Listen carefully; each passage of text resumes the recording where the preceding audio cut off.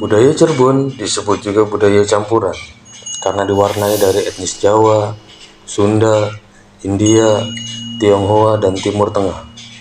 Dari aspek budaya Cirebon, kelima etnis itu saling mewarnai dan melengkapi. Misalnya aspek budaya kuliner. Kita tentu sangat akrab dengan kuliner nasi jamblang, atau orang Cirebon biasa menyebutnya sega jamblang. Namun, kita tidak mengenal siapa pencetus atau pembuat kuliner sega jamblang tersebut. Haji Abdul Latif disebut juga Ki Antra, seorang pedagang daging dan pemilik rumah potong hewan. Memiliki 4 orang istri, salah satu istrinya bernama Nyai Pulung, atau nama aslinya dikenal Tan Piaulun. Tan Piaulun putri dari pasangan Tan Tie Pie dengan Nyai Sarjani. Sementara Tan Tie Pie masih keturunan dari Tan Samcai atau dikenal nama lainnya Muhammad Syafi'i yang datang ke daerah Pakongwati Cirebon bersama rombongan Putri Niong Ong Tin yang mengunjungi Sunan Gunung Jati yang selanjutnya diperistri beliau. Karena kecakapan mengelola keuangan negara, Tan Samcai atau Muhammad Syafi'i diangkat menjadi bendahara keraton Pakongwati dan diberi gelar Tumenggung Wiracula.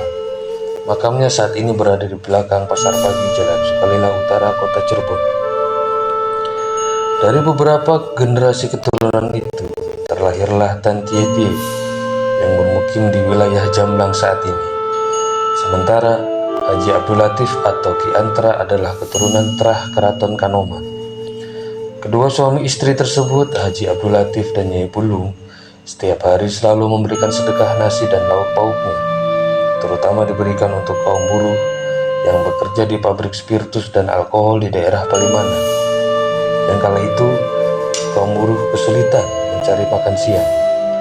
Kaum buruh itu sendiri kebanyakan berasal dari daerah Pekidulan, seperti daerah Sindang Jawa, Cikedug, Cisaat, dan daerah sekitar lainnya. Pasangan suami istri itu setiap hari melakukan sedekah nasi sambil mengelola rumah potong hewan dan pedagang daging. Diperkirakan rumah Haji Abdul Latif dan Nyai Pulung berada di daerah Blok Pengkolan Perjagalan Kelangenan. Karena setiap hari sering menerima sedekah nasi dari Nyai Pulung, para mandor dan kaum buruh merasa tidak enak hati. Selanjutnya, mereka membayar nasi bungkus yang diberikan Nyai Pulung sebagai pengganti membeli beras dan lauk pauk yang dimasak oleh Nyai Pulung. Lambat laun, penggemar nasi bungkus dari daun jati Nyai Pulung banyak peminatnya.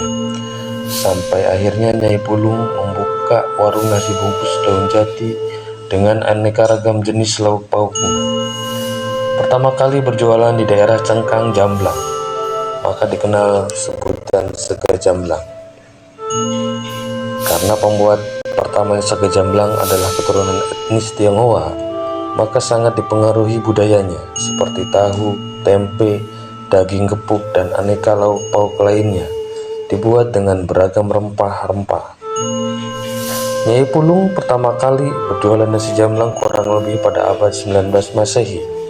Sepeninggalan Nyai Pulung, usaha sega jamblang dilanjutkan oleh keturunannya.